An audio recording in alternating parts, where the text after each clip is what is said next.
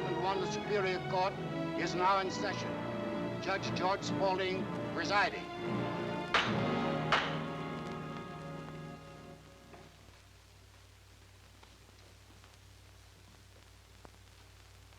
Ladies and gentlemen of the jury, it is my duty to prosecute and your duty to convict or acquit these 7 defendants.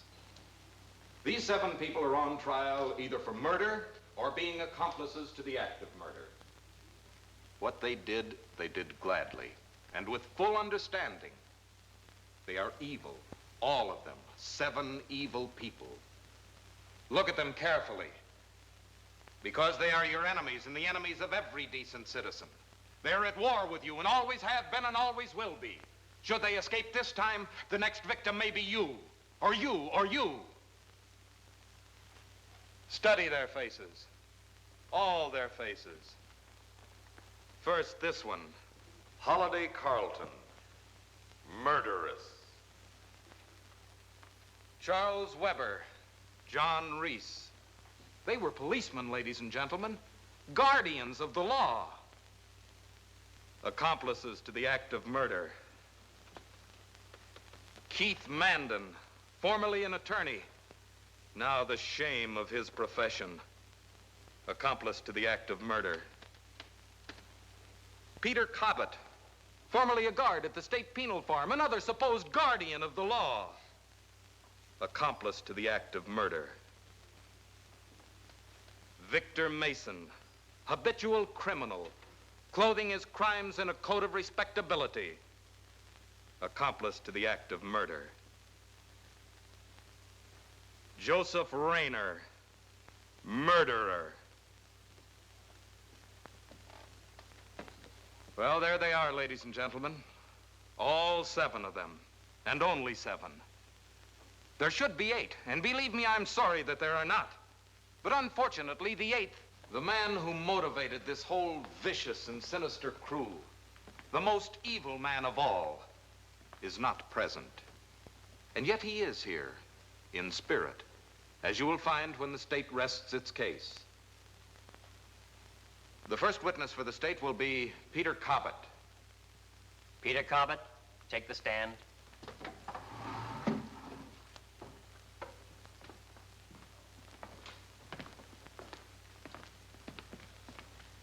Raise your right hand. Do you solemnly swear to tell the truth, the whole truth, nothing but the truth, so help you God? I do. Take the stand. Your name is Peter Cobbett? Yes, sir. You were formerly a guard at the State Penal Farm. Yes, sir. Would you be willing to make a statement before this court? Yes, sir. Proceed.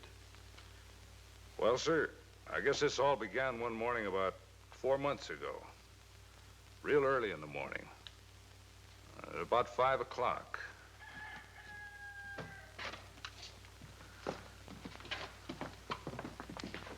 All right, kiddies, all right, let's go. Boy, this is going to be a beautiful morning. And the little old sun is going to be shining down on your heads all day long. And the birdies are going to be chirping to you from the trees. Ain't that cute? And all you boys are going out and playing the dirt. Just like when you was kids again. Come on, rise and shine. Well, you know, it ain't everybody can be lucky enough to be out playing in that sun on a beautiful day like this. Yeah, that's the way. Everybody's gonna be crazy to get out in that beautiful sun and take a handful of them little old seeds and plant them in that little old earth. Oh, we'll make farmers out of you if it kills you. I saw in the paper the other day where some fella said there's too many stick-up men and not enough farmers. Don't worry about that. We'll take care of that for you.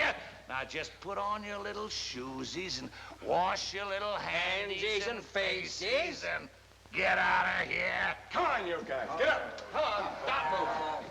Come on, shake it up, Keep you. moving. Come on. Come on, hurry up.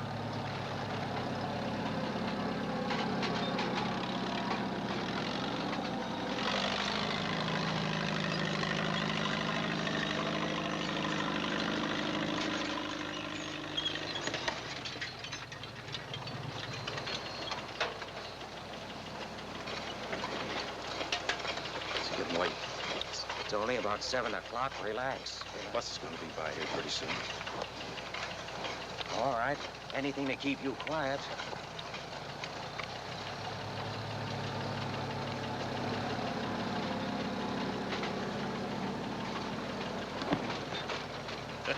Hey, what's the matter with you? You hungry? You eating dirt? Boy, a man would think you didn't like the food you get around here. No, I've got a fever. I'm burning up. Need a drink of water. Falling out. Second squad. Okay. Come on, we'll get you a nice little drink. Over here.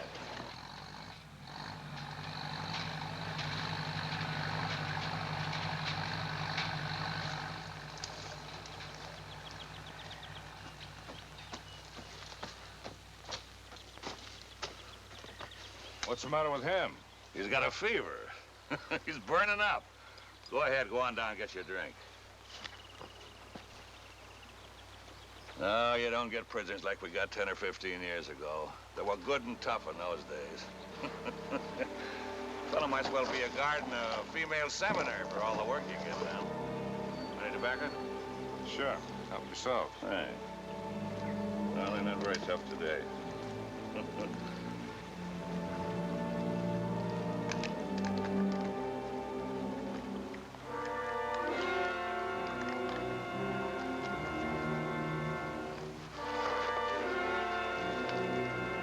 Come on, you, hurry up. Thanks.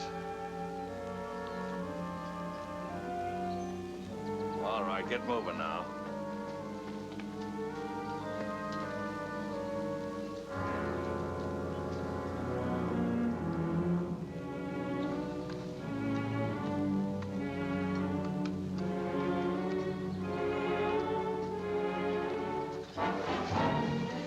Sure that bus was gonna come while you were gone. Well, it didn't.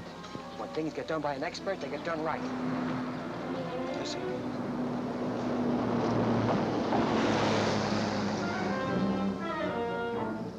That's the bus, all right.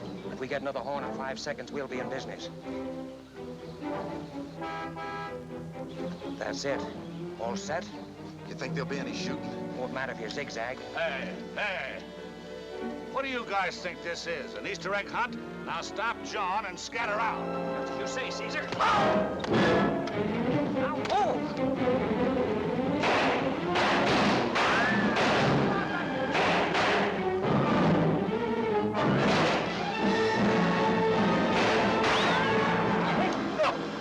I can't.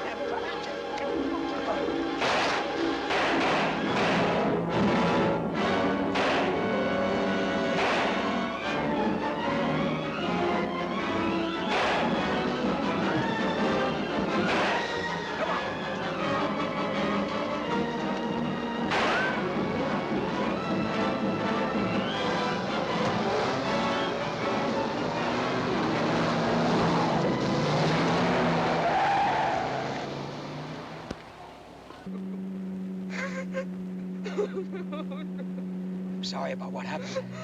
My brother, my only brother, and they killed him. You mean he's cold? Right through the head. It's too bad. Yeah, one of the guards got lucky. If he hadn't stopped, it wouldn't have happened. Shut up. Shut up. How many guards did you get? I didn't count. You want to go back? No, thanks. Just say the word and we'll do it all over again. There's some clothes up here in the front seat you better change. Not those. Try the other ones. Oh, fancy. Better than what you're wearing. My name's Rayner, Joe Rayner. Just call me Jinx. I'm Ralph Carter. Pleased to meet you. Oh. Even the air out here smells better. Oh, it's great to be alive. Say, Jinx, you better stop at some quiet gas station where we can clean up.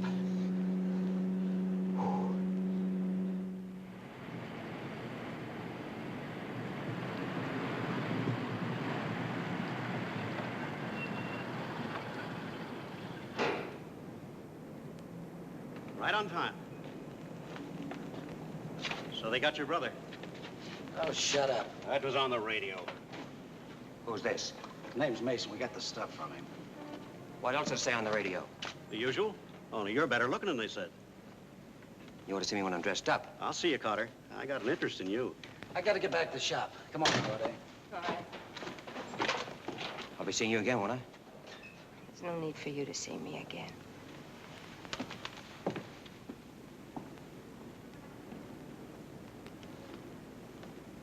So what's this shop Jinx was talking about? Radio shop. He fixes radios. Oh, he's in the wrong business the way he can drive a car. Now, you made a crack a minute ago I didn't get. You said you had an interest in me. That's right. I did this job on credit. Holiday owes me $1,000. But Holiday hasn't got any money. What makes you think I have? Oh, I know you haven't any either. Not right now, anyway. But there's a big difference between you and Holiday. She's honest. You're not. And you have certain, shall we say, ways of getting money. Am I right? Yeah, sure. But do you mind if I don't think about money for a half hour? All I want right now is milk. I haven't had any in 2 years. Take your time. There's no rush about payment. That's nice. There's a supermarket in the next block. Hartford's the name. Hartford. Uh-huh. Oh, that stuff of mine in the back seat. Better get rid of it. How do you want it handled? I'd like the police to find it across the state line. They will. Good.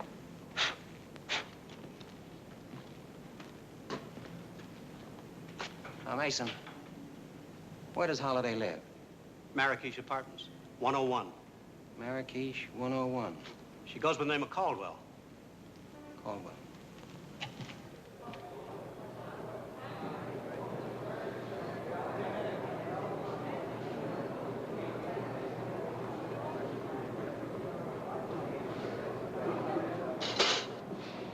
Well, I'm glad you got here. So am I. My truck broke down and put me behind schedule a half an hour. Morning, Joe. Good morning, Mr. Hartford. Sorry I'm late. That's okay. We're both late today. What time do you usually get here, Joe? Oh, about 9:30 if the truck don't break down.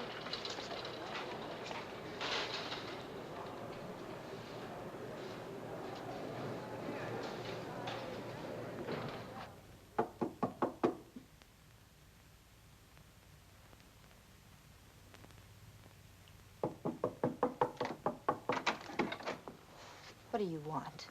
Lots of things. Well, you're not going to find them here. You'll be surprised what a man can find. Food, for instance. Will you please leave? Leave? Just got here.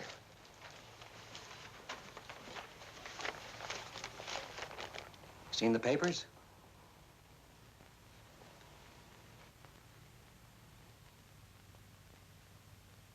Yeah, I've seen the papers. And I don't want to talk about it. No, neither do I. As far as I'm concerned, it's all past and done with. Your brother wasn't killed. No, that's right. That's right. Oh, speaking of brothers, where was he going to live? I took a room for him here across the hall. Good. What do you mean, good? Well, since he won't be using it, I will. Oh, incidentally, Mason tells me you're an honest-to-goodness nice girl. I never did anything wrong before today. Well, it takes only once, you know. As it stands, the police would love to get their hands on whoever shot that guard.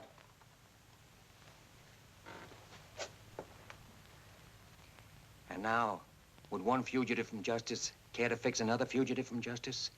A sandwich? Will you go if I do? Fix it and we'll see. Tell me, where can I get in touch with Jinx? Shop's in the phone book. Ace Radio Repair. Why? We got to do a little business. Get you out of Huck. No, thanks. I wouldn't like the way you'd get the money. I'll pay it off myself when I can. No, it won't work out that way. You see, you owe Mason something.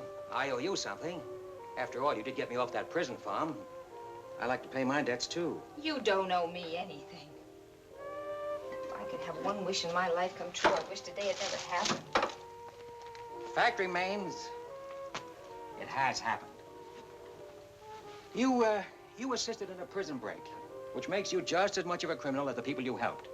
Now, you can keep that holier-than-thou attitude as long as you like. But right now, I would say there must be, 13,000 policemen in this state who would love to put you away for a long, long time. Now, I'd bear that in mind if I were you.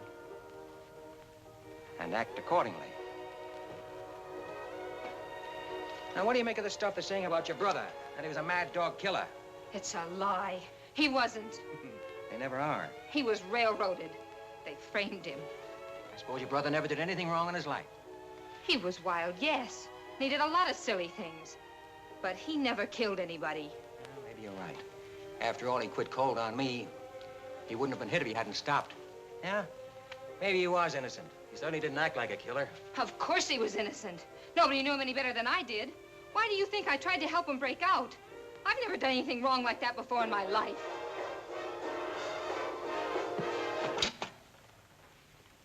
I'll tell you why. Because he was going crazy up there. He knew he'd been framed, and he was just sitting there brooding about it month after month. If it had gone on much longer, he'd have ended up in an insane asylum. I couldn't stand to look into his face when I'd go up there and visit him. Don't you see, I had to try and help him break out, even if it meant that I went... All right. He was innocent. Innocent as a newborn babe. Go ahead, be jealous. Be jealous because you're a criminal and he wasn't. Jealous? Jealous of that popcorn thief? That yellow pup?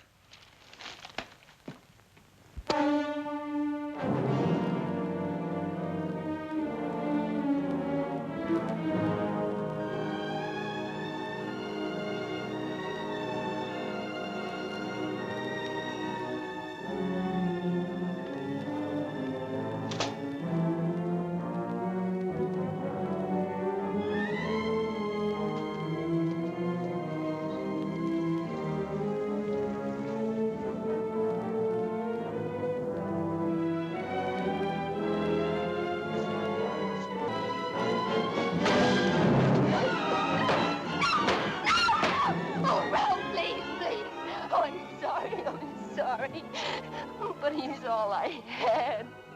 And I haven't got anybody. I just haven't got anybody. I'm so alone. I'm so alone. All alone. You're not alone, baby. You're not alone at all. Not at all.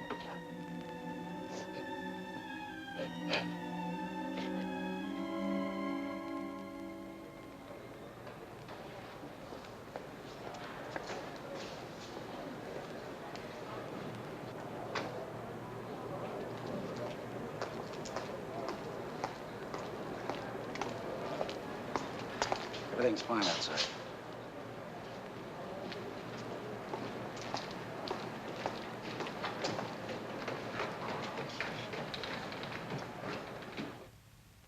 $3,000, $3,500, 4, 5, 6. Get me another checkbook, Miss Staines. Miss Staines is going to be busy. Stay away from the switchboard and lay on the floor. Now, clasp your hand behind the back of your neck. Look, we've got a good police force in this town. They'll get you before you even have a chance to spend it. Relax, Mr. Hartford. It's only money. Now, are you going to clasp your hand behind the back of your neck, or do I have to liquidate you? You think you're pretty cute, don't you? Now, you're cute. She's all taped up. What about him? Won't need it.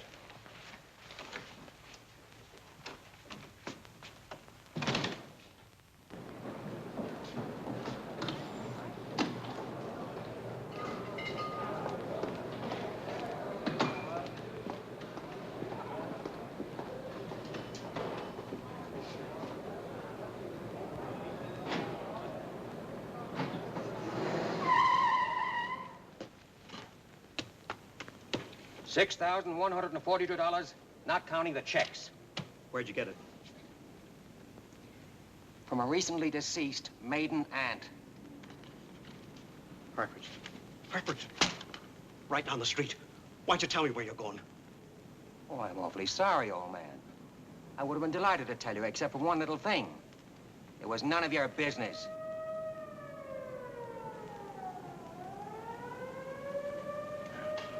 Why'd you have to stick up a place in this neighborhood? Oh, stop bleeding. The damage has been done. Now, 1/4 of 6142 is $15.35. $200 for the automatic, $17.35, plus the $1,000 that Holiday owes you, $27.35. As round a sum as you ever saw. Just a minute, what about my cut? I'm coming to that. Yeah, but you're coming to it too late. I got nothing to do with that $1,000 Holiday owes. I'll take $2 grand. All right, Jinx. You want $2 grand? You get $2 grand. Do we have to stand here with all this money in plain sight and argue about it? Somebody might walk in here any minute. Let's go back in the battery room. I wouldn't want to be the man that walked in here. Then hurry up and split the stuff and get out. And don't ever come back. I don't want any part of you. If I'd known what I was getting into, why, you're stark staring nuts.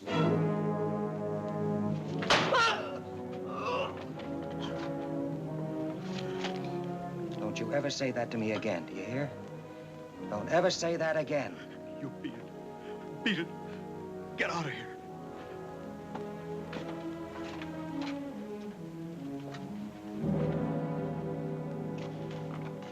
Oh, a trifling detail. I had a slug Hartford. Hit him a little hard. Very regrettable.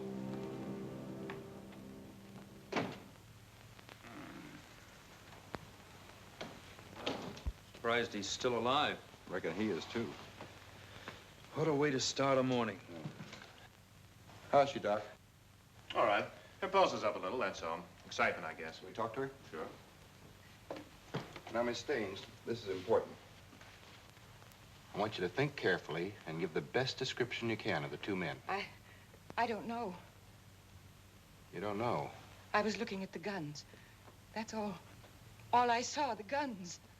Miss Staines, we can't look for guns. We have to look for faces. We have to have something to go on. I told you. I only saw the guns.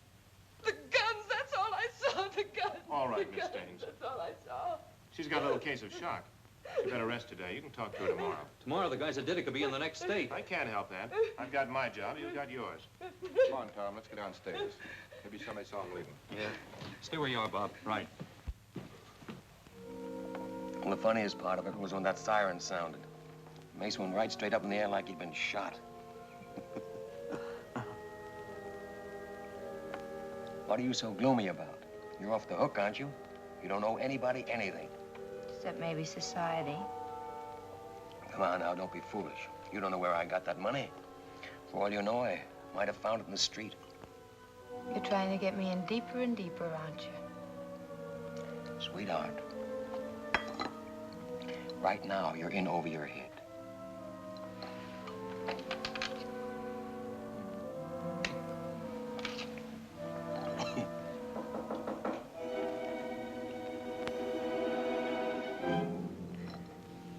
Stay here.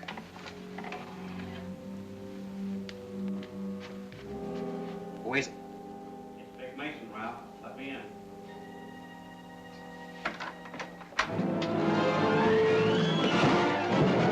Rhys! What is this? We're police.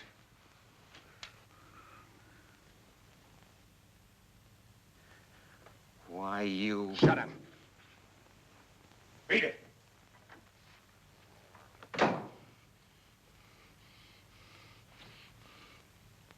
He's not one of my favorite people either. But I'll say one thing for him. He's got a heart as big as a Mack truck. You know what he did just before we come up here? He took all that money you paid him and put it right in the pot. I don't think Carter here knows about the old lady. Is that a fact? You don't know about the old lady? Well, she's very, very sick. We're sending her to Arizona. But how far will Mason's money go? She needs doctors, nurses, place to live, and plenty to eat. Takes a lot of dough for that sort of thing. A lot of dough. $6,000.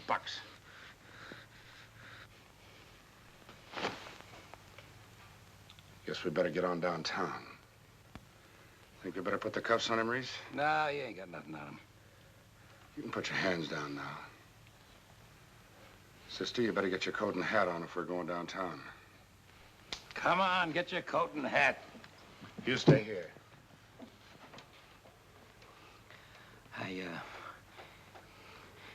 I'm awfully sorry about the old lady. She's got TB.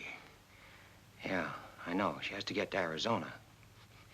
Do you suppose I could toss something into the pot? I suppose it might be all right.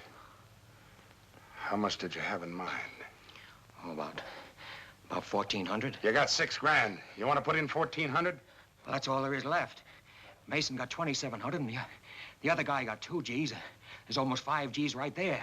And it was the first job we pulled here, and we were on our way through to Arizona. All right. Where's the dough? In my coat in the bedroom. I'll get it. Don't bother. Rhys!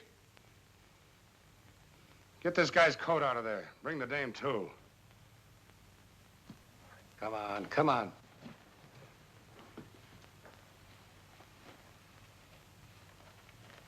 We'll need $100 to get out of town. The old lady wouldn't like that. She needs every cent. Now, listen, both of you. I want you to get out of town on separate buses. Separate buses, I said. And don't come back. Separate buses and don't come back. You got a good memory, little girl. Let's go. Oh, mister, please. Could I have my automatic back?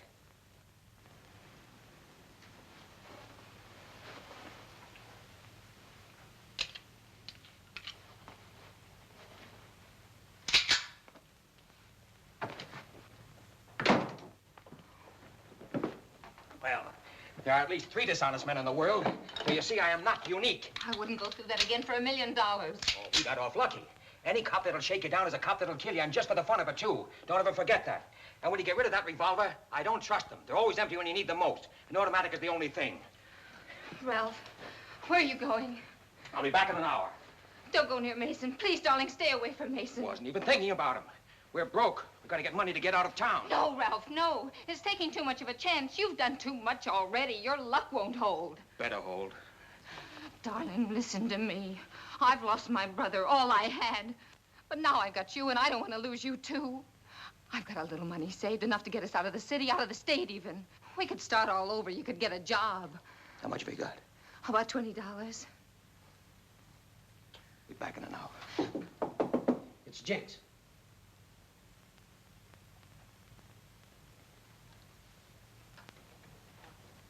Anybody with you? No.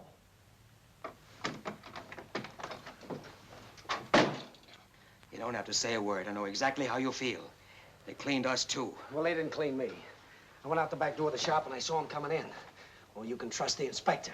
But he took everything you got. Inspector? That shakedown artist was an inspector? Yes, Inspector Weber. Well, cut yourself a piece of cake, Inspector. Cut yourself 2 pieces of cake. Do you mean to tell me you've still got the money? Yeah, sure. I got $2 grand right in my pocket. Oh, that's wonderful. Then we can all get started in some new city. Wait a minute. Let's not be hasty. I have an idea. We can do some business with the inspector. Might be able to fix this. It might be we won't have to start running. That would be all right with you, wouldn't it? Yeah, sure, be fine. All right, then we stay. And I don't want any arguments. Now, what do we need? What do we need to make some recording in this place? No, Ralph, we've caused too much trouble already. What do we need? Well, we'd have to have a portable recording machine. We use that phonograph for the playback. We'll have to have some 10-inch acetates, some cutting needles, and a microphone with about 20 or 30 feet of cable. All right, get 'em. Get 'em, and give me your $2 grand. Give me your $2 grand. I might as well have given it to Weber. Oh, no. Weber would have spent it foolishly. I'm going to invest it for you. You fool, you fool. You crazy fool. You said yourself a cop that'll shake you down will kill you. You try and frame Weber, and you'll frame yourself right into the morgue. He's too smart for you. Oh, no. He stopped being smart when he took my money. He's still a big man, and he knows how to protect himself, especially against small-timers like you that try and put something over on him. Go get the stuff and start setting it up. I'll meet you back here. And, darling, by this time tomorrow, the word small-timer will have walked right out of your vocabulary. If we're still alive.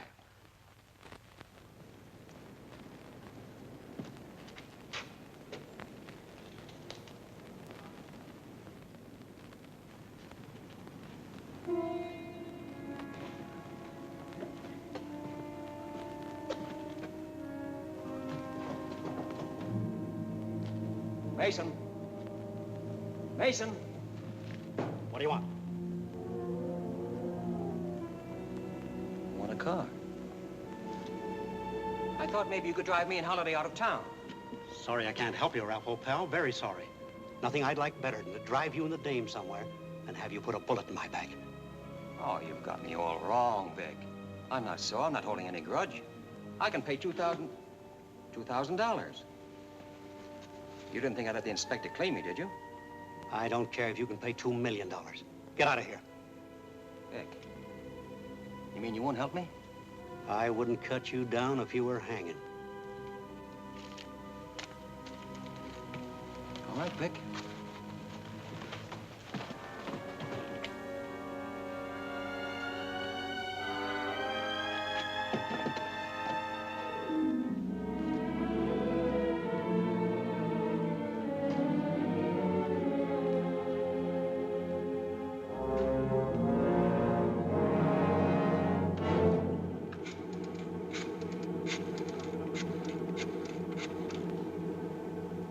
Hello? Let me speak to Inspector Weber. Vic Mason. Hello, Inspector. Ralph Carter was just in here. He offered me $2,000 to let him have a car. What? You let him have it. No, I didn't let him have the car. But I thought you'd like to know about the $2,000. Yeah, that's right, Inspector. All right, thanks. Okay, goodbye.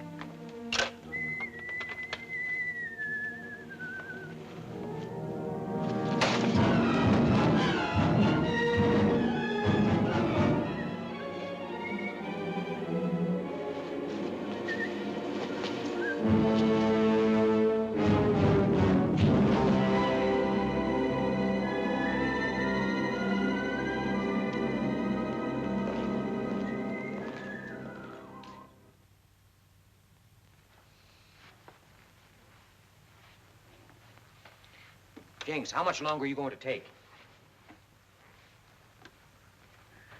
Hurry up, hurry up. It's getting close. What's the matter? Big Brain starting to worry?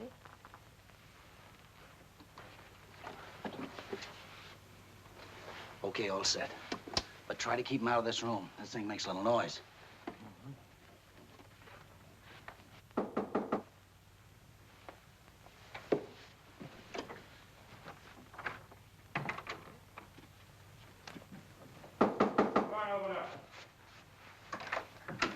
Oh, Inspector. Still here, huh? Well, I thought you'd be on your way by this time. What are we trying to get away, sir? Trying to locate a car.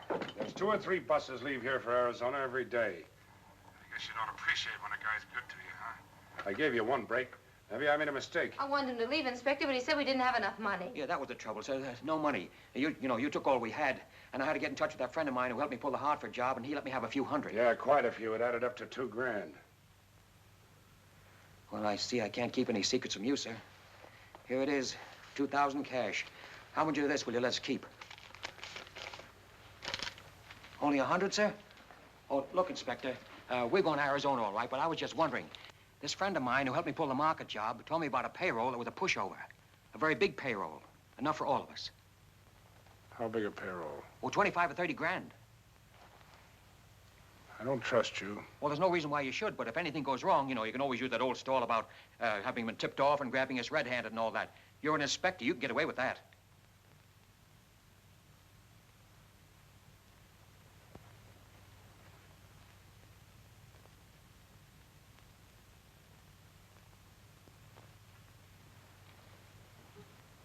Oh, Inspector, you'll have to excuse the appearance of the bedroom.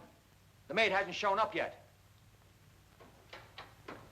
Ralph. What do you think, John? You're still doing the thinking, Inspector. I think we might give it a whirl. Anything you say. If anything goes sour with the heist, they'll look like sieves when we get through with them.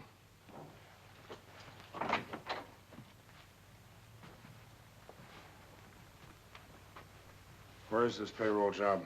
I don't know. My friend knows. Where's your friend now? Well, that I don't know either. But I think I know where I can get in touch with him. You think you can raise him by 3 o'clock tomorrow afternoon? Oh, yes, I'm sure of that. Well, after you've located him, call me at headquarters. If I'm not in, just say Mr. Baker called. I'll know what that means. Mr. Baker. All right, Inspector Weber. Mr. Baker. I'll remember.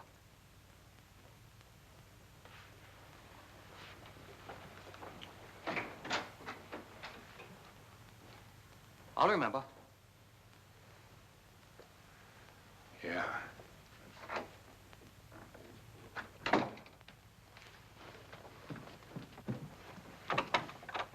Did you get it? Yeah, I got it. And a slight case of heart failure. Let's hear it.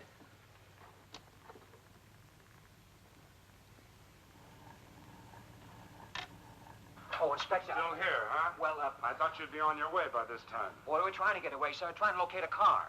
There's 2 or 3 buses leave here for Arizona every day. I gave you 1 break. Maybe I made a mistake. I want... Now, are you satisfied, dear? I'm satisfied you're going to get us all killed. There's my girl. I wouldn't be too sure. Jinx, where's a good lawyer? Where's my $100? You what? The $100 Weber gave you back. It's still mine. Oh, yeah, that's right. Well, you know, I told you I was going to invest your money for you. Well, this time the investment will take the form of a new suit. For who? For me. And now that that's over, we still need the name of a good lawyer to help us in this. Doc Green. Doctor, he doesn't sound like a lawyer. He ain't. He ain't a doctor either. And I'll tell you something else he ain't. He ain't to be trusted. Why should he be different?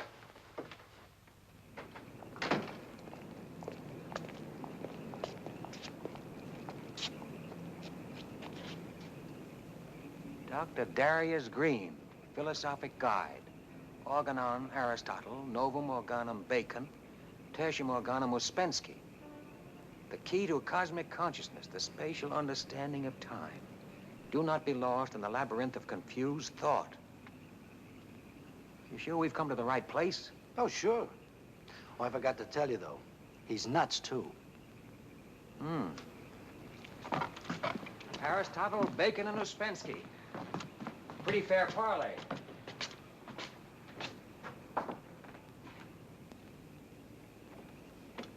All that tends to purify and elevate the mind will assist you in this attainment and facilitate the approach and the recurrence of these happy intervals.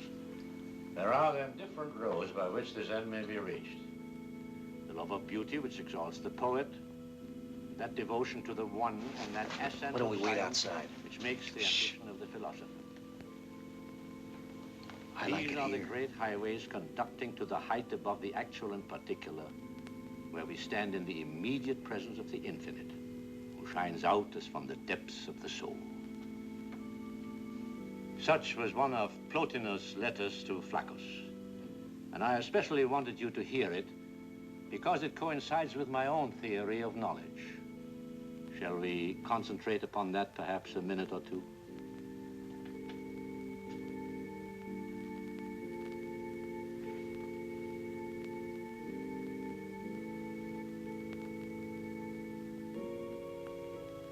My friends, there is some new literature which Miss Dobson will distribute as you leave. And now, my friends, I'm tired. You must excuse me.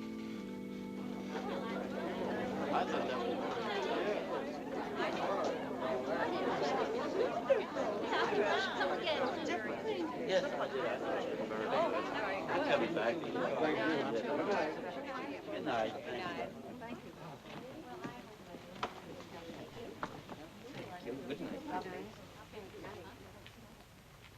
We're going to have trouble with that one. Good night. Good night. May I speak to Dr. Green for a moment, please? Oh, Dr. Green never gives personal interviews after a reading. He's usually much too tired. Well, unfortunately, this matter can't wait. It's much too vital. If it weren't, I wouldn't think of disturbing it. Yeah, he knows me. Just tell him. I'm sure it'll be all right. May I have your names, please? My name is Paul Murphy, and this is Joseph Rayner. I'll tell Dr. Green. Thank you so much.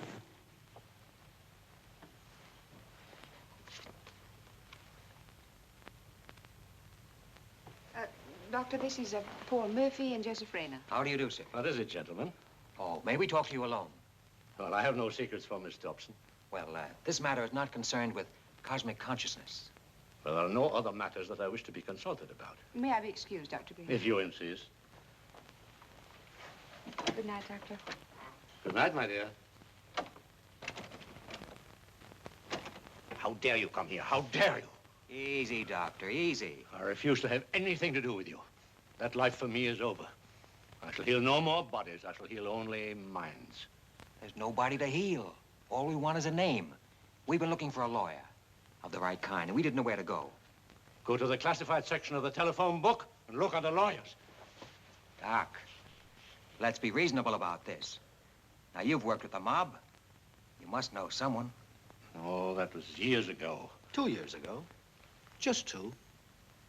Doc, You don't want to be bothered with us anymore, do you? No. Well, then, give us a name. Try Keith Mandan. Cherokee Mandan. He's an evil man, too. Thanks. The only way you can thank me is not to come here again. Well, anyway, Doc, it's nice to see you reformed.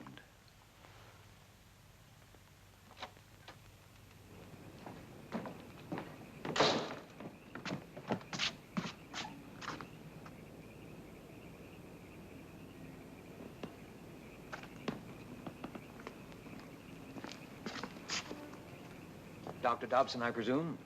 Mr. Murphy, was your interview satisfactory? Oh, very. Now that I presume once, may I presume again? In what way? Well, we are badly in need of a phone booth. And we seem to be out of the range of phone booths, and I wonder if you would drop us at a drugstore.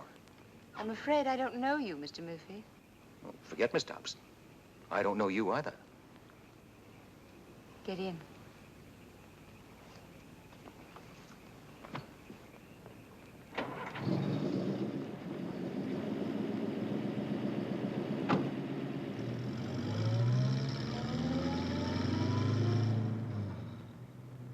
This is very nice of you. Oh, not at all. What did you think of the doctor's paper? I came in a little late. Besides, I'm not up on cosmic consciousness. It wasn't on cosmic consciousness. It was on the psychology of knowledge. Oh, same thing. What is it, religion or something? No, it's a philosophy. It goes into the fourth dimension. Or I should say the mathematical conception of the fourth dimension. Oh, that lets me out. I'd like to see you at one of the doctor's meditations, Mr. Murphy. Oh, I'd be a very bad influence. My vibrations would be positively poisonous. You see, I don't hold with the theory that the fourth dimension is either philosophical or mathematical. I think it's purely intuitional. Oh? I don't mean to start an argument or sound pretentious, but that's the way I feel about it. I never heard that before. Well, something we should go into sometime, among other things. Hey, there's a drugstore. Oh, there'll be others. Well, we don't want to impose. Thank you very much. This will be fine. Your name is Keith Mandan? Yes? You formerly practiced law in this state. Have not yet been disbarred. Quite so. But I'm sure that such will be the case in the near future. Objection. Sustained. The prosecutor will please remember that a prisoner is innocent until proven guilty. Such insinuations are singularly out of place. Yes, Your Honor. Mr. Mandan, will you tell us in your own words your connection with these people? It was coercion. I beg your pardon? I said coercion. Will you tell us what you mean by coercion? Certainly. I was sitting at home one night, relaxing after a very hard day. Even the prosecution will bear me out that a lawyer's lot, like the policeman's, is not a very happy one. Well, anyway, the doorbell rang, and as my houseboy was busy in the kitchen preparing coffee, I answered it myself. Mr. Mandan? What do you want? I want to talk to you, sir. Oh, this is where I live, not where I work. See me at my office. Oh, please, Mr. Mandan. It may be too late then. This is very urgent, very important. Important to you too, sir. Huh? Come in.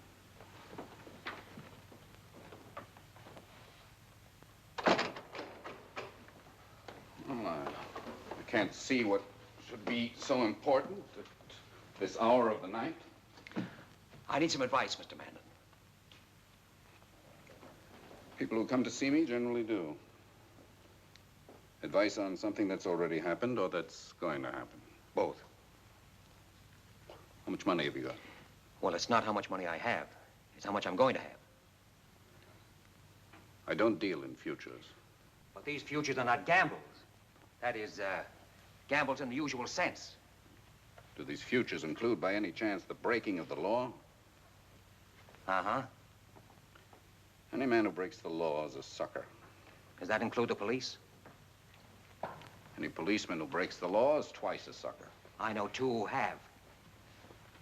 I got them nailed. One of them's an inspector. Suppose you know his name. Weber. Charlie Weber. Inspector of detectives. Toughest man in the department, and you've got him nailed. The rabbit nailing the wolf. Wait, stand behind him. Go back and tell him I didn't bite. Who? The lawyers who sent you. Tell them if they want me disbarred, why don't they file charges with the Bar Association? I don't know what you're talking about. Now, these little traps they set for me get more and more complicated all the time. Charlie Webber. Charlie Webber. What do they take me for, a fool? Highness, throw this fellow out. Tell him to get out. Here, put that gun away. Tell him to get out. All right, Highness, leave the room. Now, put it away. After you decide to go with me, I've got something to show you, and I'm going to see to it that it's shown. Who told you about me? Doc Green. What Doc Green? You know what, Doc Green. Highness! Highness! Get my clothes, Highness. I'm going out. Afternoon. Oh, yes, I'm sure of that. After you've located him, call me at headquarters. If I'm not in, just say Mr. Baker called. I'll know what that means. Mr. Baker. All right, Inspector Webber. Mr. Baker. I'll remember.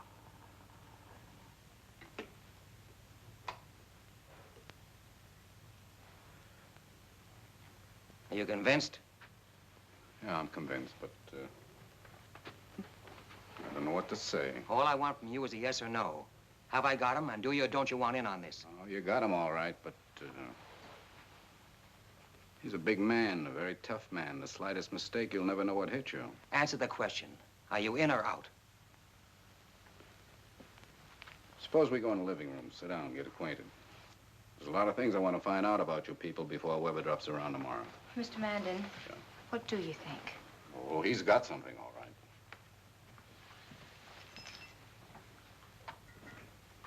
I guess he has at that.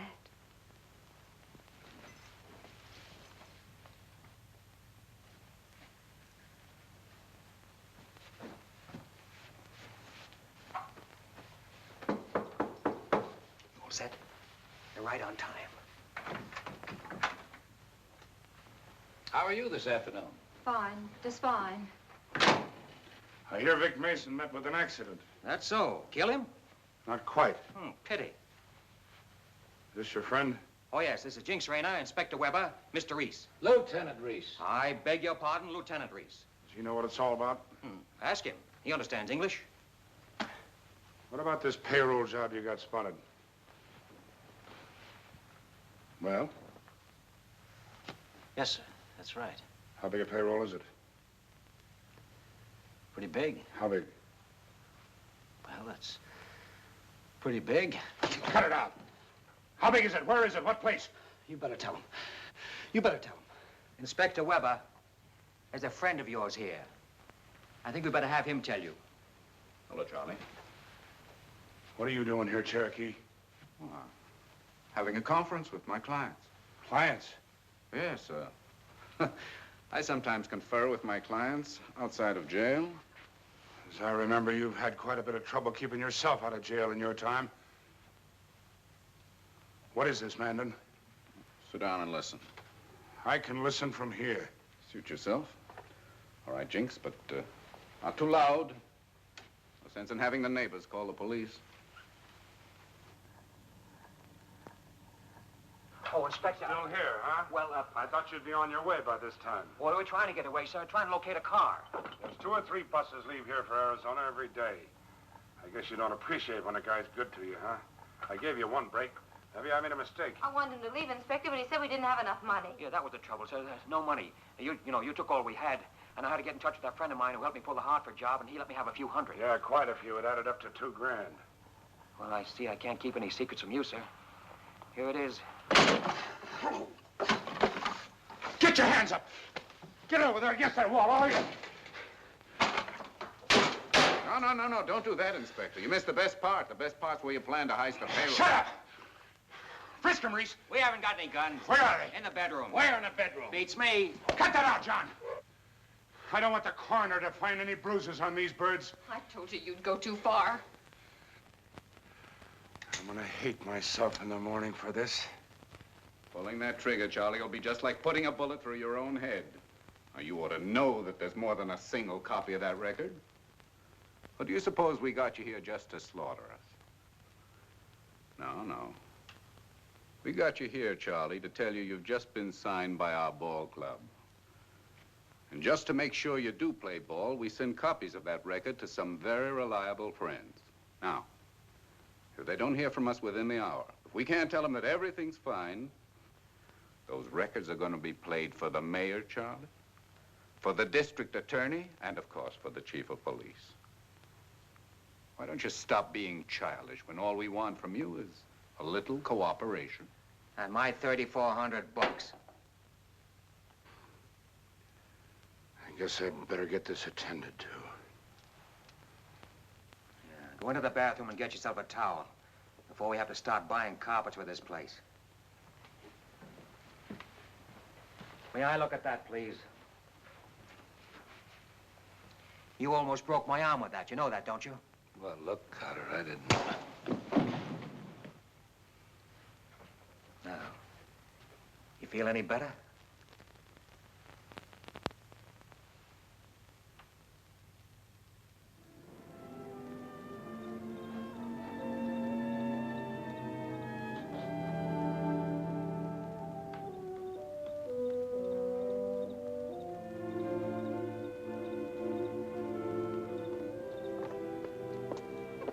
Well, hello.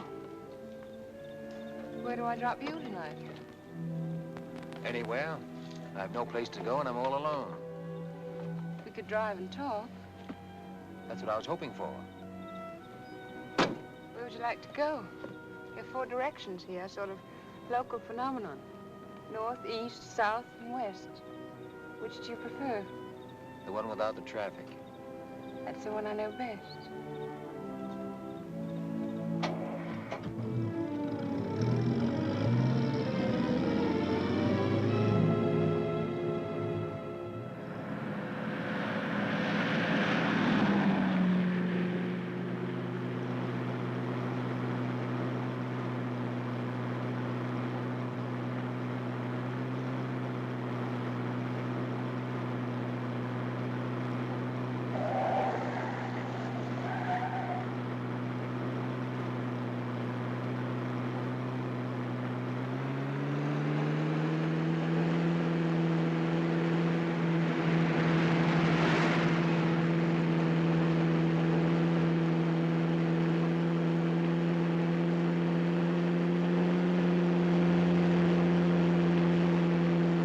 Why don't you take it out of second?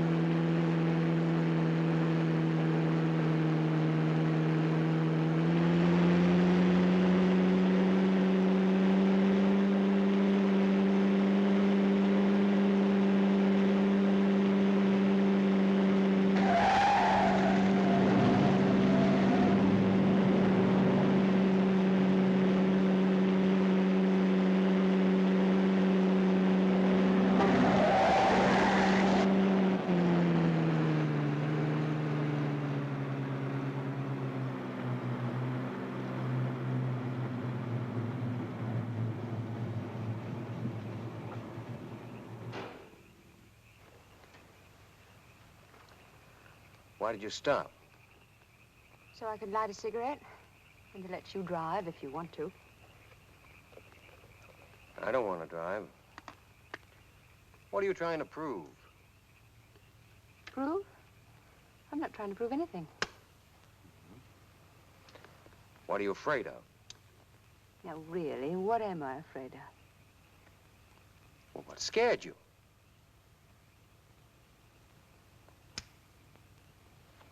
You? Don't look at me like that.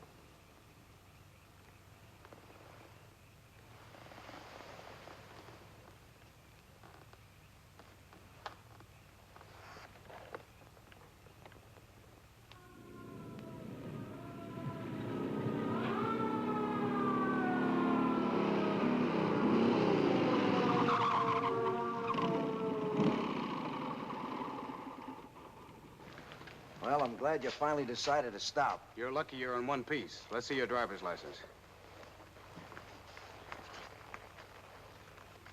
Is your name Margaret Dobson? What does it say on the license? Now, listen, Miss Dobson. You were traveling pretty fast back there. Suppose you'd blown a front tire. You've been spread all over the road. And we don't want Ezra Dobson's daughter killed on our beat, do we, Damon? No, we certainly don't. He's too nice a man. Just take it easy from here on in, will you, Miss Dobson? Yes, certainly. Say, haven't I seen your face somewhere before? Maybe at the policeman's ball. Yeah, maybe. Maybe so. Well, good night, sir. Good night.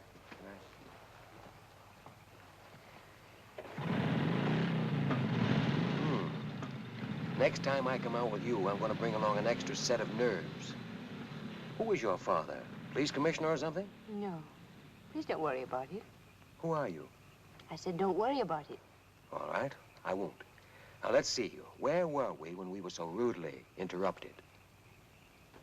Don't you remember? Mm-hmm. Seems I do.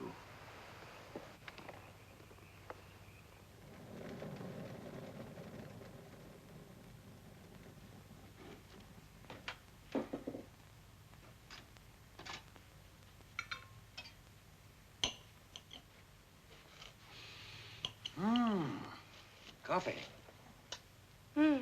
Perfume. Did you have a good time last night? Yeah, I went to a movie. First movie I'd seen in 3 years. Some movie. I hear she has a foreign car. See? Foreign car? What are you talking about? The woman you and Jinx met the other night. Hasn't she got a foreign car?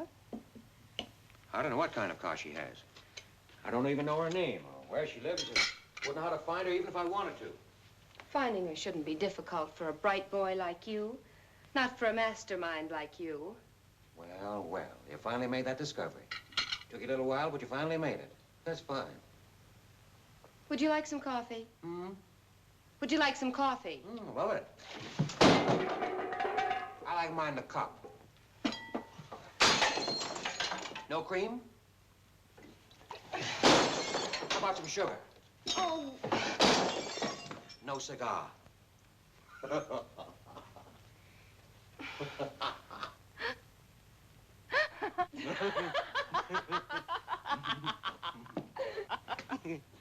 One of these days you're gonna get yourself killed.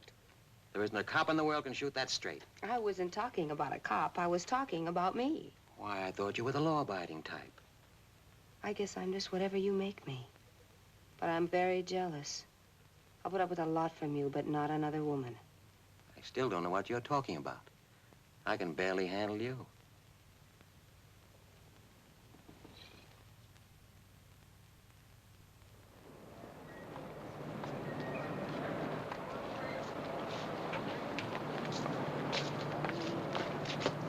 Well, what do you think of it? Very nice. Just like Mother used to make. Nervous? Nervous? What have I got to be nervous about? All right, let's go in and try it on for size.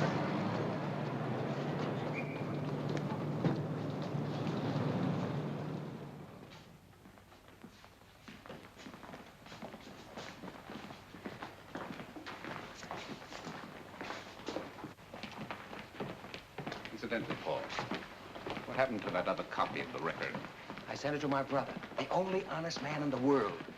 Didn't know you had a brother. Lots of things about me you don't know, Cherokee. For instance, Ralph Carter is not my real name. What is your real name? If you knew, you would die. Well, we wouldn't want that to happen, would we?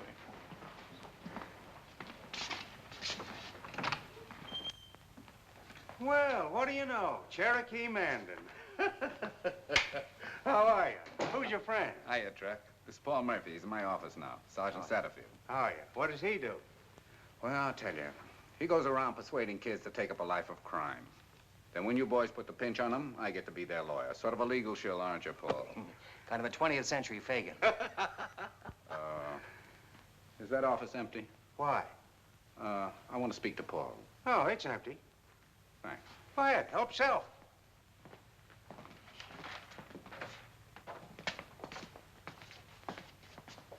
Give it to me. What? It's this. Oh, you must be crazy bringing a heater into this lion's den. What if one of these coppers should Well, spot I'd rather go around without my ears and go around without that. Take it easy. I'll get your permit to carry it. Oh, just like that. Just like that. You ever kill anybody with this? No. Not yet. Is Weber in? He's eating his lunch. Tell him we're here with his dessert. What is it? Cherokee Mandan is here to see you, Inspector. Tell him to come in.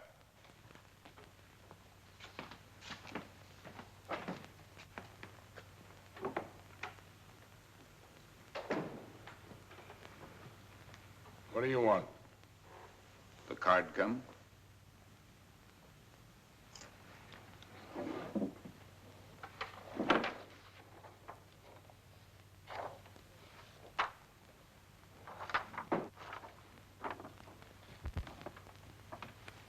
See what happens when you let me handle things?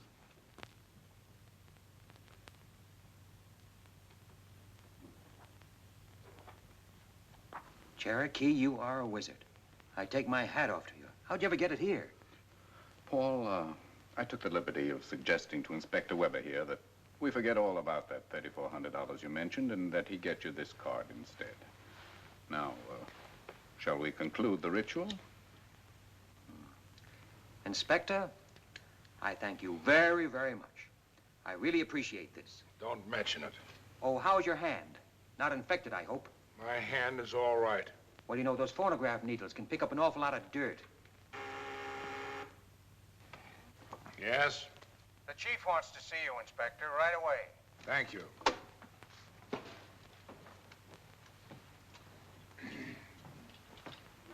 I hope you'll be gone when I get back.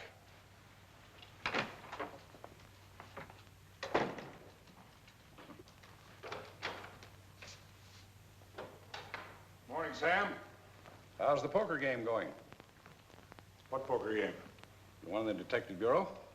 Well, you know there's no poker game in the Detective Bureau, Sam. What's eating you?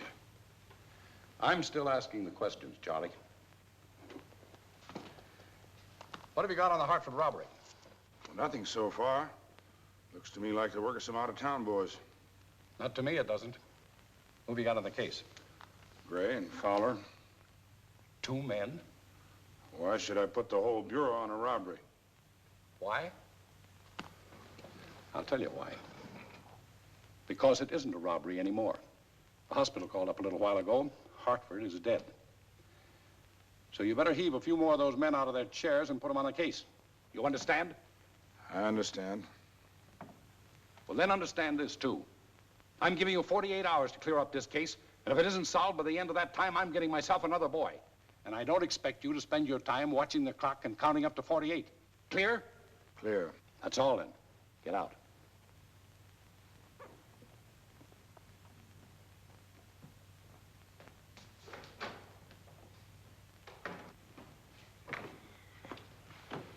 You still here? Well, we didn't want to leave without saying goodbye. That's not why you stayed. No, as a matter of fact, it isn't. Charlie, we want a gun permit made out in the name of Paul Murphy. Who's Paul Murphy? I'm Paul Murphy. I thought it would help if we changed his name. It's very thoughtful of you. You know I can't issue a gun permit. Oh, the chief of police can issue a gun permit. Well, we were hoping that the inspector would speak to the chief of police. I just spoke to the chief of police. The name is Paul Murphy. Well, I guess I can speak to him again. Here. Fill this out, I'll see what I can do. Oh, here where it says, reason for requesting permit. What do I put? That's why you put on a reason for requesting the permit. Well, supposing I say, often carry large sums of money. Oh, yeah, that ought to do. When do you think you'll be carrying large sums of money? Soon. I'll give you warning.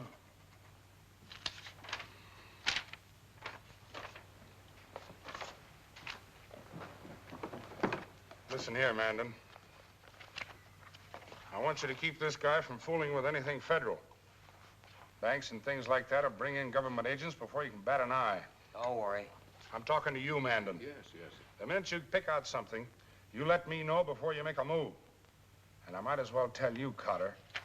Murphy. All right, Murphy. The chief just gave me 48 hours to get you, dead or alive. preferably dead. Well, thank the chief for me. Tell him I'm sorry to have taken up his time. Goodbye, Charlie.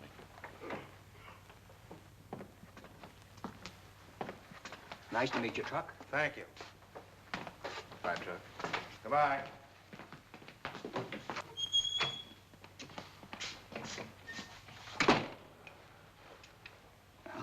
Now, how do you feel? Oh, fine. I feel fine. You ought to. You've just been born again. That makes it official. You know, every time somebody gets born, they slap him on the back. Uh-huh. Cherokee, I salute you as the one who has proven himself worthy to share my frenetic genius. From now on, you shall manage all my affairs as you deem fit and proper. You should have been a lawyer. Why? I have a lawyer. And now, can that lawyer tell me what Ezra Dobson's title is? Oh, he has many titles. Ex-mayor, ex-governor, ex-U.S. senator. No, that isn't what I mean. I mean, what's his title now? Right now, he's president of Watco Steel, worth $30 million as the crow flies. Is that what you want to know? That is exactly what I wanted to know. Why? Oh, he has a very, very lovely daughter. That will be all of that. She's poison. The one man who can ruin every plan we've made is Dobson. He's the most powerful figure of the entire state. If you get mixed up with her, you're bound to get mixed up with him, and that we can't afford. Believe me, Paul, the day Dobson walks into this picture, I walk out. Now, the future looks awfully good. We're getting things pretty well set up now. Don't tear them down before they're built.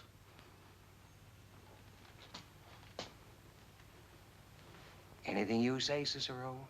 Anything you say. Going down?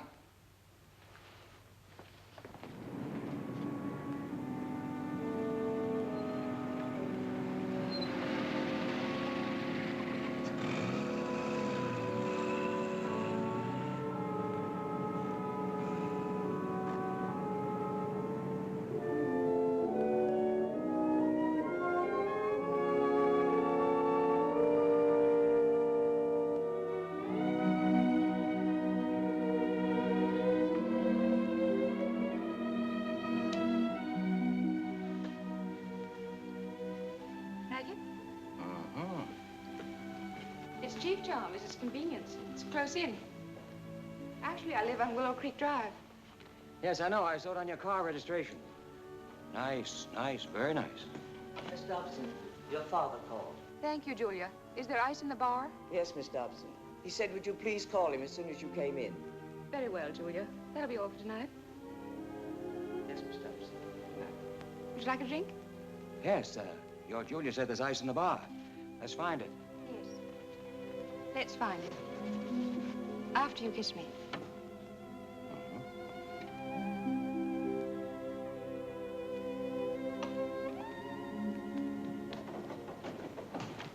Julia, did you ask Miss Margaret to call me? Yes, Mr. Dobson.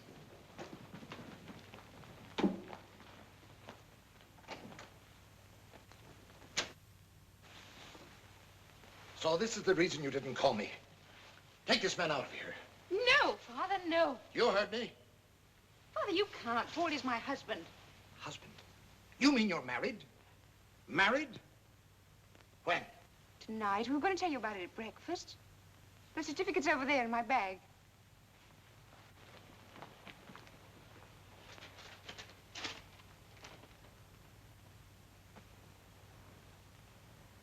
Now, will you please ask your private police force to leave?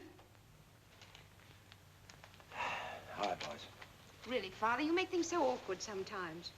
I'm sure Paul must be wondering what kind of family he's married into. It was impulsive and insane, but nothing you can do will change anything. Who else knows about this? The clerk and the justice who married us. Did they know who you were?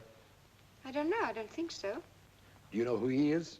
Well, he's my husband. That's not what I mean. Who is he? Where does he come from? Well, he'll tell you himself. I want to hear it from you. I don't know. He hasn't lived here very long. But I have an idea he won't live here much longer. But I do know that I love him, and that's all that matters to me. What do you know about love? Have you ever been in love before? Or have you reached the point where any Tom, Dick, and Harry with a glib tongue can have you fainting in 5 minutes? Father. You even went across the state line to do it. Why? Because in this state you have to wait 3 days. No, that's not the reason. The reason is you were afraid someone at City Hall would have tipped the papers off that you'd taken out a license. And you knew that when I heard about it, I'd have cracked down on you like a ton of bricks. Young man, I've brought my daughter up as well as any girl in this country. And I'm not going to permit her to be swept off her feet by any ragged stranger. Right now, I don't know anything about you. But believe me, within 24 hours, I will. Everything. Father, this is very embarrassing to Paul. Couldn't we talk about it in the morning? Yes, we most certainly will talk about it in the morning. As a matter of fact, I insist on it. And we'll talk about an annulment, too. In the meantime, will you do me the small favor of not saying anything about this until after we have talked? Yes, Father. I never thought I'd have a fool for a daughter. I guess I didn't handle that very well. What do you mean? He was mad. Any two-headed child could see that. No, you don't understand. Usually when I talk to him like that, he gives in. This time, I'm afraid he won't. He'll cool out by morning. No. No, he won't. I saw his face. Uh-huh. Well, Margaret, here's something your father doesn't know. I want you. You're all I've ever wanted, and I'm not going to give you up. You won't let him force you. I don't force easily. You don't know Father. Suppose I refuse to have the marriage annulled. What'll he do then? He could make you wish you never saw the city. He could make you wish you'd never been born. I've seen him do it before to others, in politics, in business, in everything. Well, we'll face that when we come to it. Now, you go on and get yourself some sleep, hmm?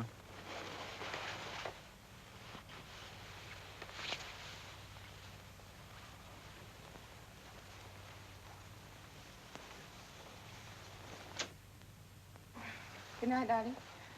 Good night, darling.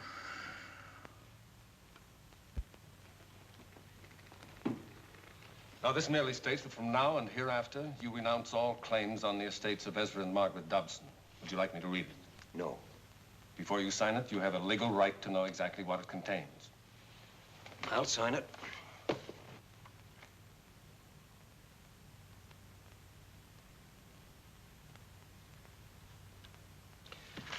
Is that all I have to sign? Yes. To compensate you for your trouble, here's a certified check for $25,000.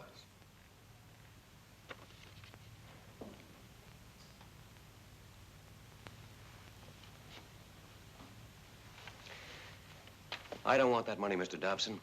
I regret this whole affair just as much as you do and as much as Margaret does. It was thoughtless and childish of both of us. And for my part, I'm sorry. And I'm sure Margaret is, too. Good day, sir. Goodbye, Margaret. The marriage certificate.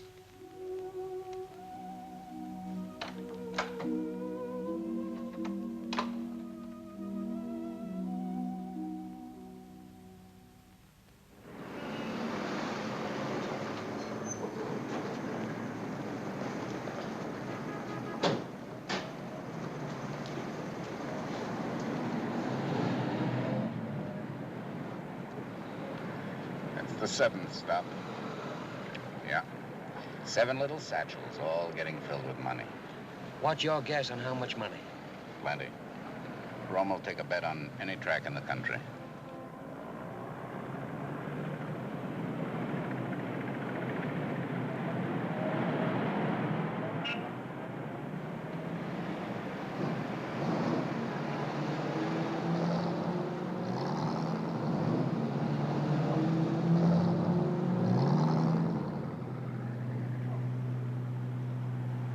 Tailing for 2 hours already. Keep this up much longer, they're essentially get wise to us. Oh, they've been doing this so long, they've gotten fat, cocky, and careless. We couldn't tip them off if we sat in the roof of their car. Yeah, Romo's got the bookie business cornered. There's probably $25,000 or more in those satchels.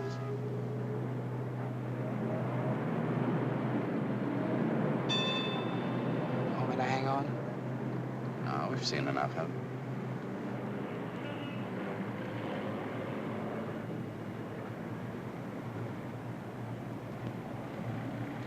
There's our gimmick. Why don't we use it? You mean you're gonna steal a squad car? Let's go see Weber.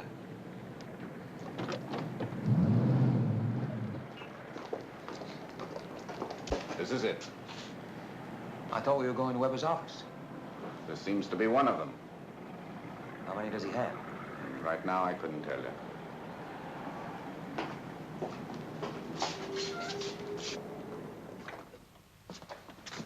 Charlie? I hope this didn't put you out too much. No, you didn't put us out. Sit down. Sit down, Jinx. Now, Cherokee, what is this big idea of yours that you can't tell me about on the telephone? Before telling you, Charlie, I want you to know that we haven't gone off half-cocked on this. It's dangerous, but we can handle it. If the inspector will cooperate. What is it, a heist? Yeah. Who? Romer's collectors. Romer's collectors? What made you pick them? They carry a lot of money. Well, look, you try anything like that and you're going to get this whole town shot up. You might just as well forget about it right now. There will not be any shooting as such. I guarantee it. How are you going to do it? Hypnotize them? With your help, yes. What kind of help? Policeman's uniform. Oh, this is a very funny boy. Yeah, he's a comic. Listen here, Cherokee. This may come as a surprise to you, but I've got a deal with Romer. What's going to happen when his collectors tell him they've been stuck up by cops? Who do you think he's going to come to? Why, he won't be satisfied till I put every cop on the force in to show up for him. There may be some excuse for this guy not using his head. There's no excuse for you not using yours. Inspector, his collectors won't be around to tell him anything. 3 guys disappearing all of a sudden must leave some kind of an echo. An echo is not evidence. They will just disappear. And Romer will think they've blown with his dough. Would you mind telling me where you plan to stash 3 bodies and a car? We'll find a place. Say, I know of an abandoned quarry out on the old Holt Turnpike. It's full of water and 100 Shut up! deep. Thanks, Lieutenant. Look, I know what Romer's daily take is. He pays me off on a basis of it. It's 20 grand, and 3 men for 20 grand is a little bit too much. As long as you're going to prorate this, don't leave out the car they'll be in. That has to disappear, too. And a shiny new car is worth more than all the 3 mugs put together. What kind of a job do you think we came up here to tell you about? A neighborhood drugstore, a gas station, or snatching some old woman's purse? Well, that's more in your line. A swell-headed hood talking about or killing people and everything else. Swell-headed hood, am I? That was where you made your original mistake thinking that. That's how you got caught in the ringer. What do Romer's men mean to me? I don't worry about them any more than you do shaking down a guy and then shooting him in the back to keep him from singing. Listen, you, all of you. Stop acting stupid. Your boss sees you. You're a hero. Get this maniac out of here, Cherokee, or else talk some sense into him. All right. All right. Let's go, Ralph. Paul. All right, come on, Paul. Wait a minute. You may come out, Joseph. Gentlemen, why don't you and I try to get along? Hating my guts shouldn't make you act like this. It'll do for the time being. Well, be that as it may, let's talk sense. I don't want to jeopardize your deal with Romer, Inspector, believe me.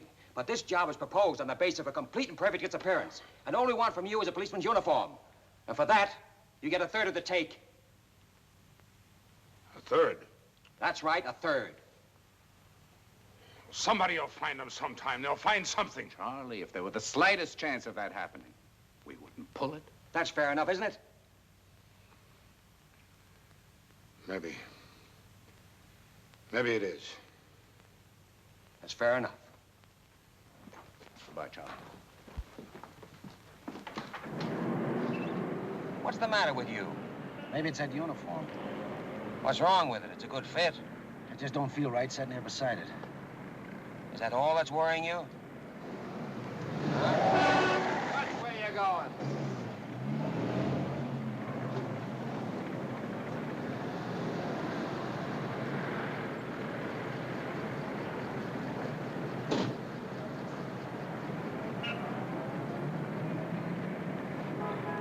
You gonna be all right? I don't have to like what I'm doing. Oh, so that's it. No, you don't have to like it, but you better do it. Remember, stick close behind us.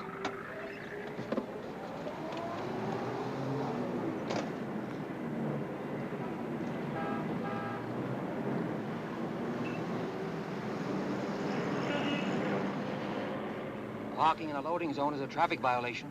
So what? Where's your driver's license? I don't have any. Oh, that's also a violation. What's your name? What do you want?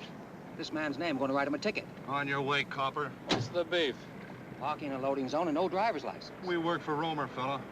Well, I'm new on the force, and I don't know who Romer is, but wouldn't make any difference if I did.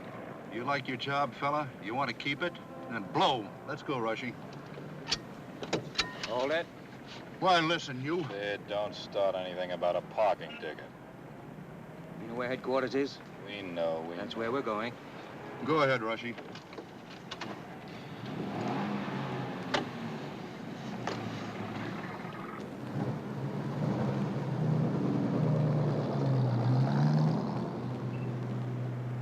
Take your job too serious. Well, we have our orders, mister. You're gonna get some new orders. Romer even tells Weber where to get off. Shut up, Sid. Yeah, shut up, Sid. Oh, don't turn that way, Rushy. Drive straight ahead. That's the way to police headquarters. Uh-huh. Hey, what is this anyway? It's a picnic.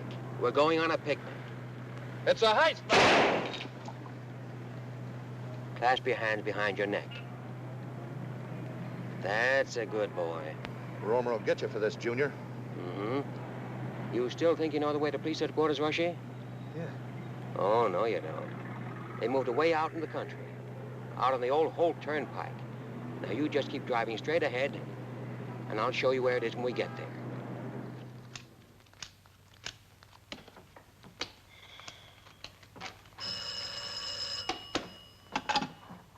Cooperative borrowers. This is your meal ticket, Weber, remember?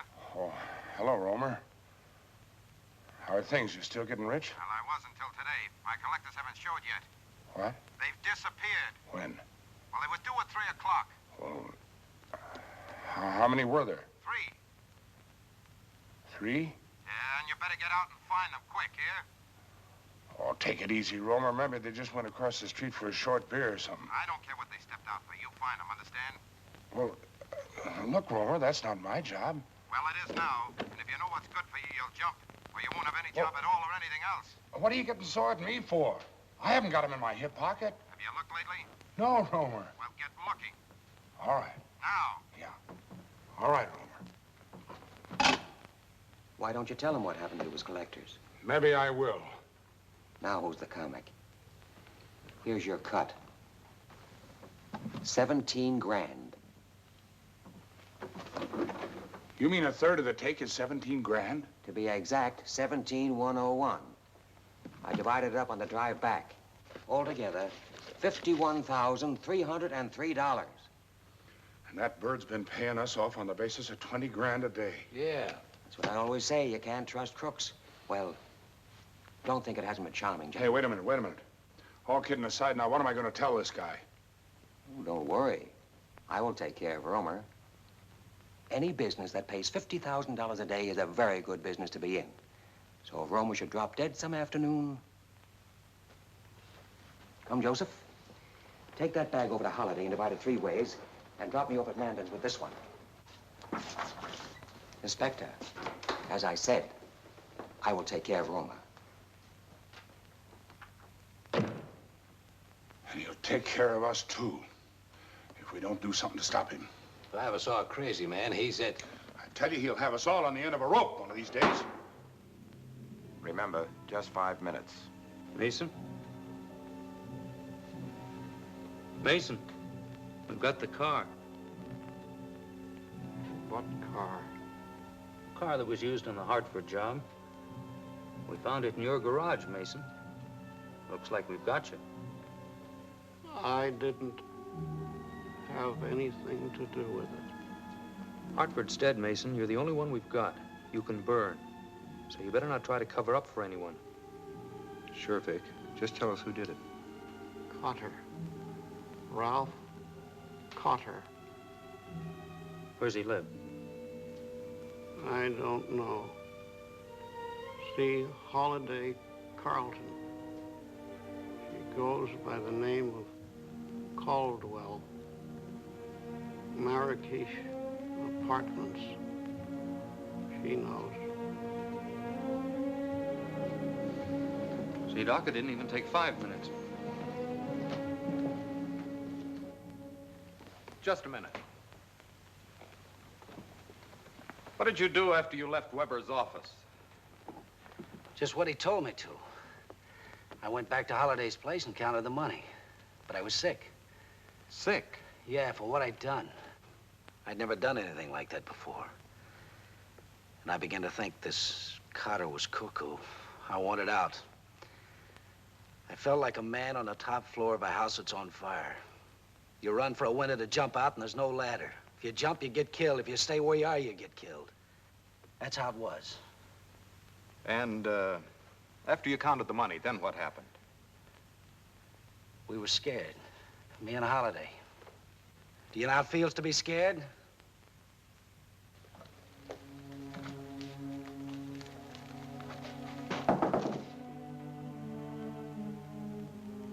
Yes? Oh. What's that? Champagne. The traditional victory drink. I never saw a bottle that big. Ah, it's a Jeroboam. They come even bigger. There's the Methuselah, there's the Belshazzar, the Nebuchadnezzar, and this is ice, and this is goblets, and that is money. Does it still add up the same, Mr. Rockefeller? Not quite. I took my $2,000 you gave Weber off the top. Oh, what was your rush? You'd have gotten it. I want to make sure I'm not working with you anymore. No? No, it ain't safe. A guy's got to draw the money in someplace. Well, suit yourself. How about you? You didn't need to get special glasses. We got glasses in the kitchen. I asked, how do you feel? You know how I feel about you. I'm not going to leave you, honey. Well, neither is Jinx, only he doesn't know it yet. No? Just watch. Jinx, I was just thinking about those 3 dead men in the quarry. If they had a fourth, they could play some bridge. You play bridge, Jinx?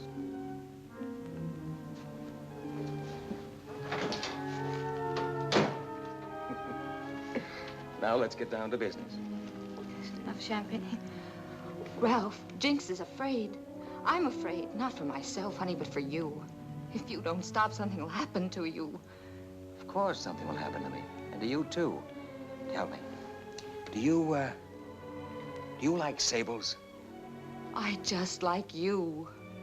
Only like? More than like.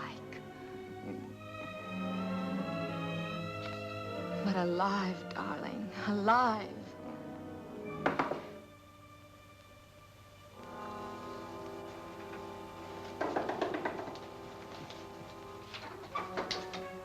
Well, well, if it isn't the richest lawyer in town, it's at 5 o'clock this afternoon. Sit down, we're about to pop a cork. I want to talk to you. Well, go ahead, talk. Outside. Talk to him here. I haven't got any secrets from Holiday. I wouldn't make book on that. Outside. Well. Be back in a minute. Don't let that get warm.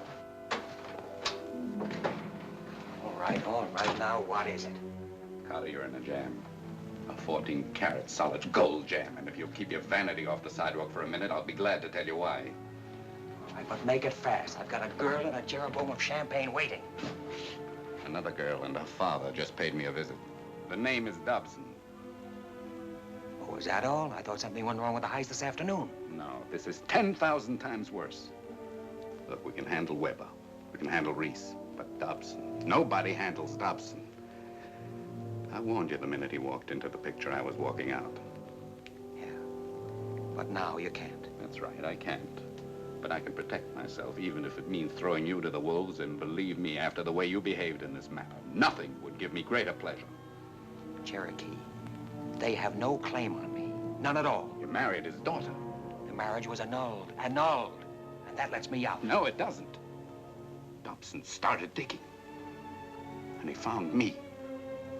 Before he would let me go, he made me promise I'd produce you within the hour, and you're going.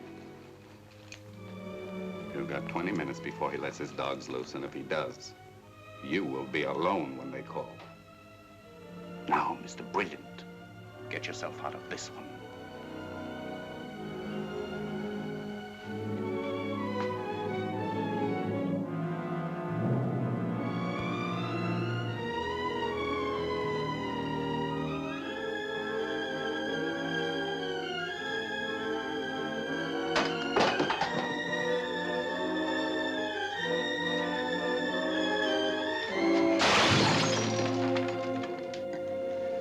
Oh, I'm so glad to see you. Rushing, would you tell Father that Mr. Murphy's in the tap room with me? Darling, I was nearly frantic. Don't ever vanish like that again. I didn't vanish. I was around. Yes, but not around me. I can't tell you how much I missed you. You wouldn't believe me if I told you. But I'm being a bad hostess. What would you like? Nothing. Nothing? Are you sure? I'm very sure. Paul, is there some reason for all this mystery? Dr. Green didn't want to tell me about Mandan, and then Mandan didn't want to tell me about you. You found me. But at what a price. I thought you'd left town. That's one thing you can be sure of. I won't leave town. Tell me about Mandan. Have you known him very long? Just since I've been here. He's almost an underworld character, you know. Really? Really. From now on, if you have any legal business, why don't you take it to Fred Golightly? Miss Margaret. Mr. Dobson is waiting. Thank you, Rushing.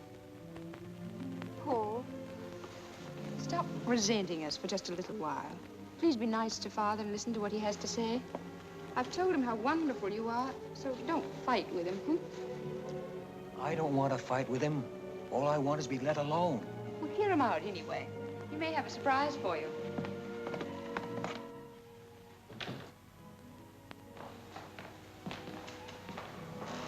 Well, we meet again. To coin a phrase. And this time, much more pleasantly. Margaret, dear, I'd prefer to talk to Mr. Murphy alone. Oh, Father. Do as your father says, Margaret. It'll be all right. All right, Paul. I'll wait for you in the tap room. Sit down, Paul. You have quite a way with Margaret. Sir? I tell her to go, and she argues. You tell her to go, and she goes. You know, I'd almost given up hope of ever finding a man that Margaret would listen to. I assure you, I did nothing to encourage it. You couldn't have done better than to have shown a complete disregard for money. Good tactics. Very good. Obvious tactics to use on the daughter of a man as rich as you are. Unfortunately, I don't seem to be able to convince you that you have nothing I want. Now, look here, Paul. All the men Margaret's had anything to do with wanted only the responsibility of her money, not the responsibility of the woman. That made them subservient. And you can't do that with Margaret. The minute she dominates you, you're through. She's got to have a man she respects. She's young. She'll find one. She has. You. But you don't know anything about me. I'm a total stranger to you. I might be a thief. I might be a convict. I might even be a murderer. Paul, if you are any of those things, I'll find it out eventually. But when a drowning man reaches for a piece of driftwood, he doesn't mind getting splinters in his hands. And may I point out that a personal relationship with me might have certain advantages to an ambitious man. Oh, of that I'm sure. Just how high does your disregard for money go? Because the man who accepts Margaret will also have to accept the management of her estate. Her estate? Yes. And though this may come as a surprise to you, Margaret's fortune is greater than mine. It was her grandmother's money. It's been in trust for years in the hands of some very talented bankers. Mr. Dobson.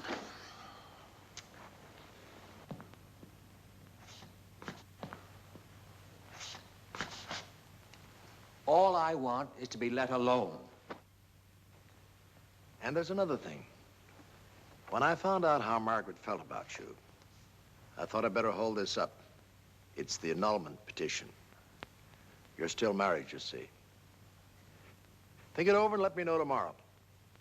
Good night, Paul. Good night, sir.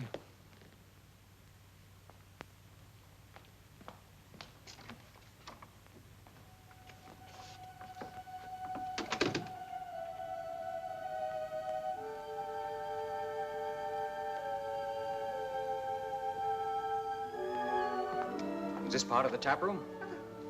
You startled me. What did Father say? He, made me a proposition. And you accepted, hmm? He gave me till tomorrow morning to make up my mind. What will you tell him tomorrow when you've made up your mind?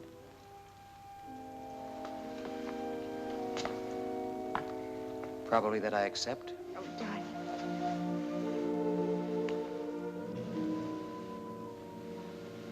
pistol, isn't it? Yes, that's a pistol.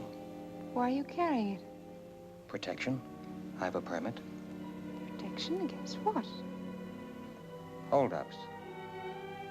It's not the only reason, is it? Of course it is. I always thought when people carried guns, they were afraid of something. Not necessarily.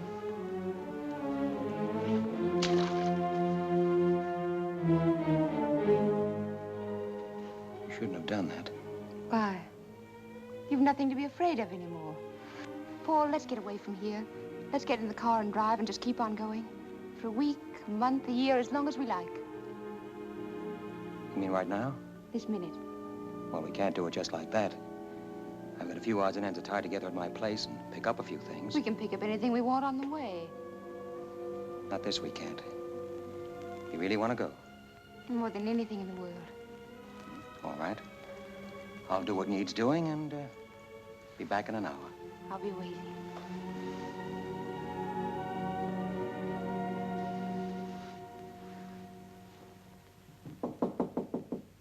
Yeah? Paul. Just a minute.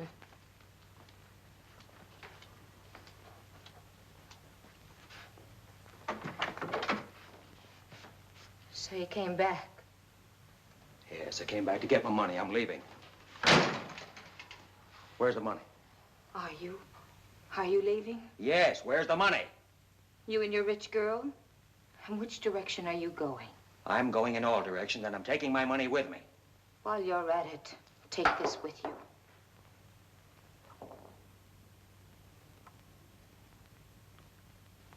What is it? A bullet. I know it's a bullet. It's got my brother's brains on it. They dug it out of his head before they buried him. What are you talking about? Cobbett. Cobbett! Tell him. I brought the bullet down myself. It came from the gun you had when you made the break. It was the only .38 that was fired. The guards had 30-30s and 45s. Get in the bedroom. This is the gun he means. The one you told me to get rid of.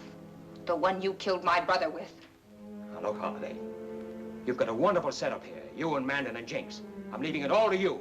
You can have it. I don't want it. I just want this next minute with you.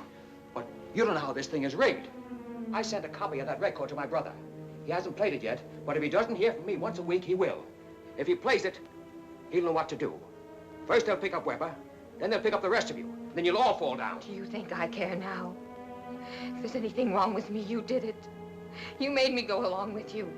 You changed me. You made me just the same as you are. And you've got nobody to blame but yourself. Oh, look, Holiday, this other girl... That's part of it, too. Oh, but you've got it all wrong. You don't know the whole story. I was going to surprise you. I was just over talking to her father. Her father wants me to handle all the money for her. You realize what that can mean? You started here with a lie, and you're going to end here with a lie. That's Dobson's chauffeur.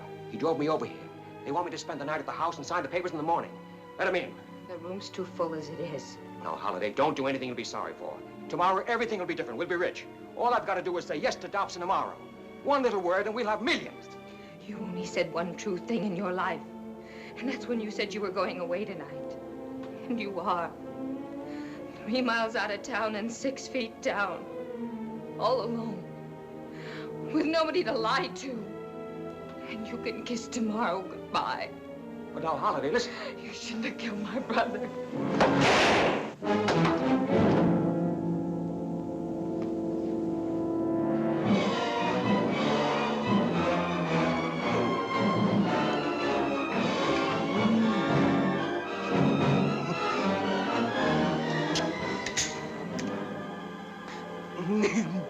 I told you not to trust a revolver.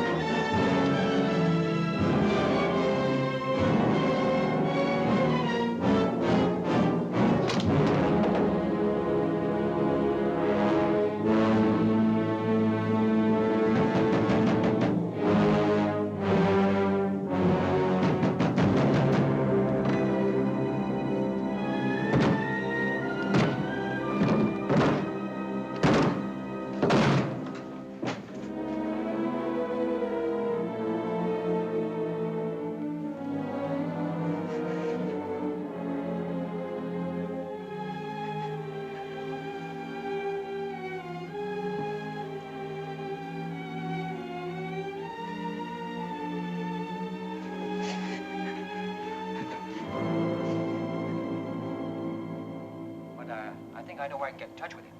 Think you can raise him by 3 o'clock tomorrow afternoon? Oh, yes, I'm sure of that. Well, after you've located him, call me at headquarters. If I'm not in, just say Mr. Baker called. I'll know what that means. Mr. Baker.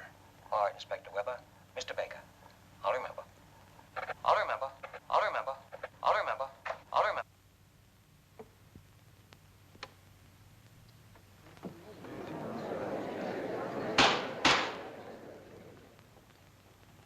Do you recognize that as your brother's voice?